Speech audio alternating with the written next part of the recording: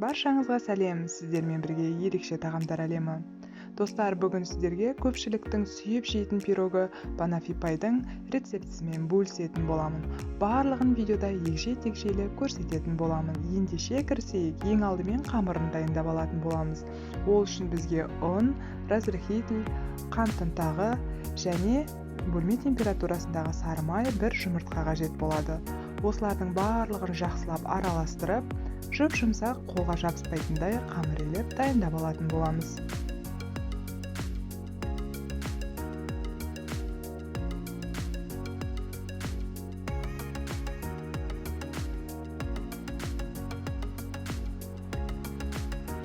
Мінекей осындай дайын қамырды 15-20 минутқа тоңазытқышқа салып аламыз.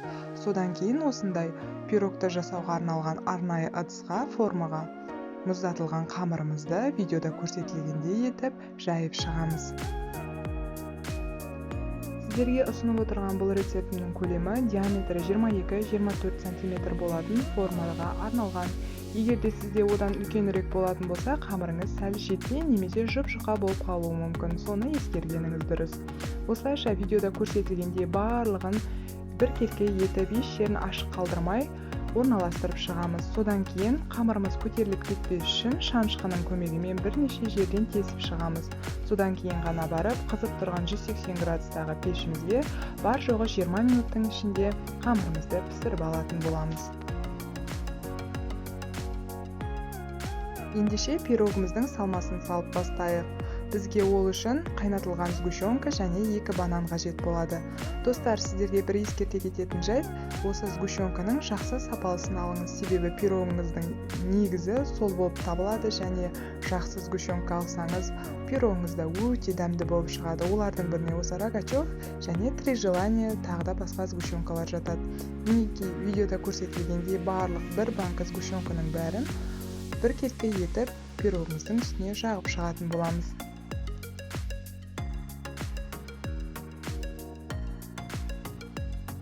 Ендігі кезек бананымызға да келіп жетті. Бананымызды қабығынан аршып, видеода көрсетілгендей етіп, біркелкі дөңгелек етіп кесіп шығамыз. Содан кейін барлығын сгущенканың үстіне орналастырамыз. Достар, менің каналыма тіркеліп, лайк басуды және өз пікірлеріңізді қалдыруды ұмытпаңыздар. Сіздермен кері байланыс мен үшін өте маңызды. Және де алдағы уақытта өте оңай деген және дәмді рецепттермен сіздермен бөлісетін боламын.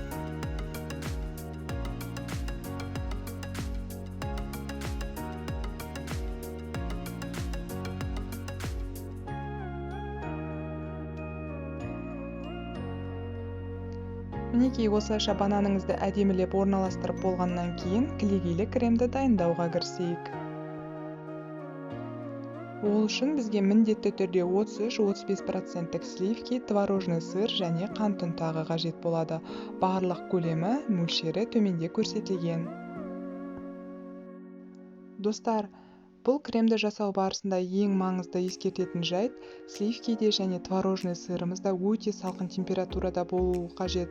Сол себепті осы пирогты жасау кезінде бір күн алдын холодильникке салып қойсаңыз болады.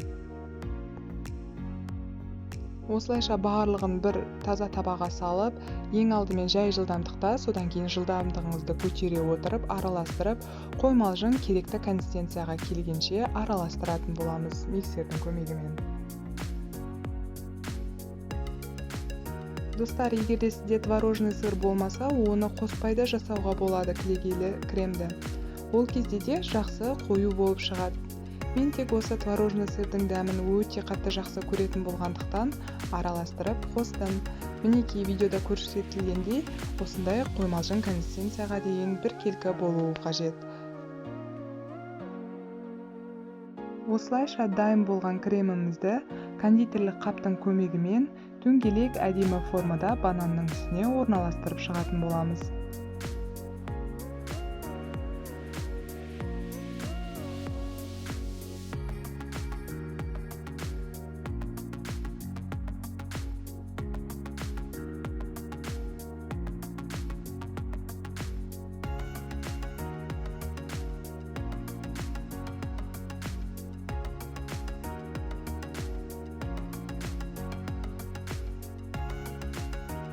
Мінекей осылайша креміңізді орналастырып болғаннан кейін әсемдік үшін какао сеуіп шығуыңызға болады. Осылайша сіздің банафи пайыңыз дайын болады.